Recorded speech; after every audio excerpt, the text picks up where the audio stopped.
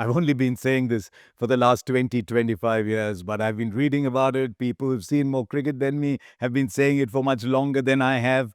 Good pitches produce good cricket. Now, at the Eden Gardens, India asked for a specific kind of pitch. And in all fairness, they were large hearted enough to say, yes, this is what we asked for. But sometimes when you do that, the spider tends to get trapped in its own web. It tends to equalize skills.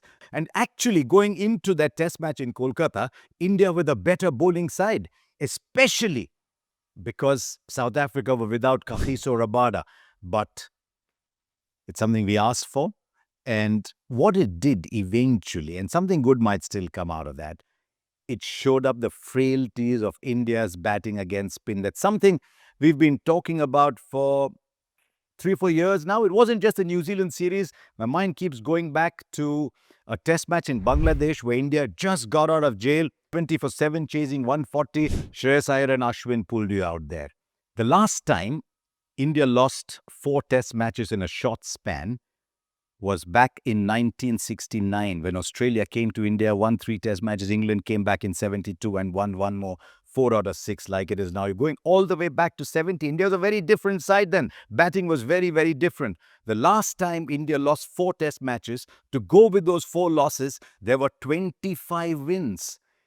In that phase, India was the toughest place in the world for visiting teams to come to, even tougher than Australia. I mean, I remember I looked at Australia, India winning in Australia 2018, 2021, and I shook my head and said, wow, I didn't think this would happen in my lifetime. India was considered an even tougher gig. England came here, New Zealand in the past came here, South Africa came here, and Australia came here very often, and they could not win. But now, all of a sudden, India is no longer that toughest gig. Teams are coming here saying, you know what, it's not that bad anymore. Come, let's dent India's record. And that is something that India have got to arrest and arrest very, very quickly in Guwahati. But India's batting against spin is not what it used to be. I mean, you can say there is no Kohli, there is no Rohit, but remember, there is no Cheteshwar Pujara as well. India's numbers at number 3 are absolutely dire for a team that sees itself as among the best in international cricket and wants to earn the right to play the final of the World Test Championship. But number 3, you've tried Shubman Gill, you've tried Sai Sudarshan, you've tried Karun Nair, you've tried everybody. There's nobody who's averaging above 30 in that position.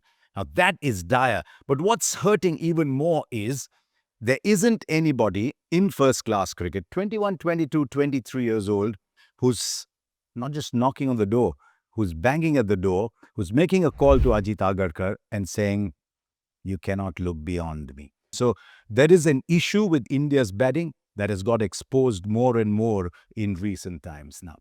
Now, you might say it's because of the IPL, and you won't be wrong. Look, it's natural for young people to prioritize what seems most attractive to them. But there's a deeper issue, and that is the quality of first-class cricket.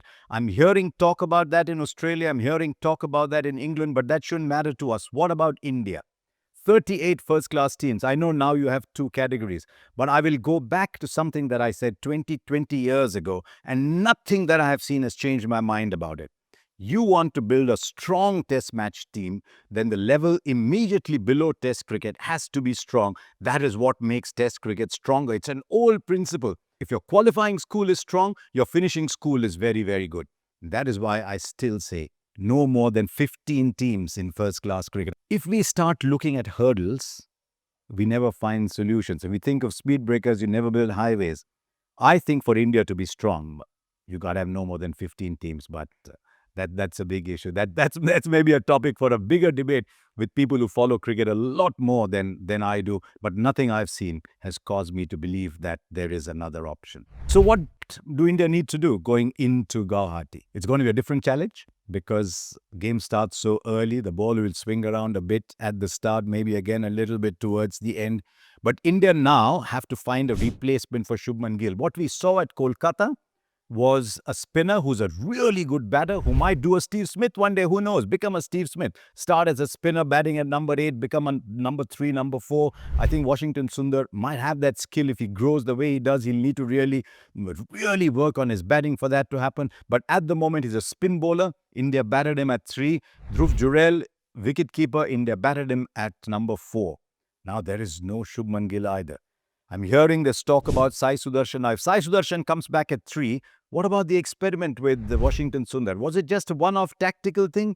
Do you see him being there long term? In which case, do you say to Sai Sudarshan, no, you go and bat in the middle order? Or does Washington Sundar bat at number 4? Then what happens with all the left-handers? Do you want 7 left-handers? Do you then look at Nitish Reddy coming in place of Akshar Patel? But then who's the better batter between those two? So many questions. How many answers? India getting themselves into a position where they've got a lot of questions. And because they've lost that first test, because they were looking at these 2 tests to lock points for that World Test Championship, and by the way, that World Test Championship is a big contributor to the kind of pitches that we are getting these days. But suddenly the pressure's on the home team. The visiting team is on a roll. They won in Pakistan in the second test. They won the first test here. And they're saying, wow, come look at us, just playing simple, old-fashioned, attritional cricket. I just hope that it's a very good pitch. Saurav Ganguly said something very interesting after Kolkata. He said, try and win on the 5th day. Don't try and win on the 3rd. And I hope we get a pitch like that. Because if you've got Bumrah, Siraj, Kuldeep, Jadeja, you're going to be a better bowling side than most teams anyway. So I hope India try and do that, because the visiting sides must come to India thinking, oops, how are we going to win here? I still think India's the better side going into the test match in Guwahati. If India can get KL Rahul and Yashasvi Jaiswal, the South Africans seem to have found a way to go beyond Jaiswal. But if India get those strong opening partnerships, if India get those strong first or second innings totals, 300, 350 plus, then I think India's still the better side. But I don't know what's going on in their head. Are they worried about losing? Are they worried about WTC points? Then India will be vulnerable. So thank you for watching and do subscribe to this channel.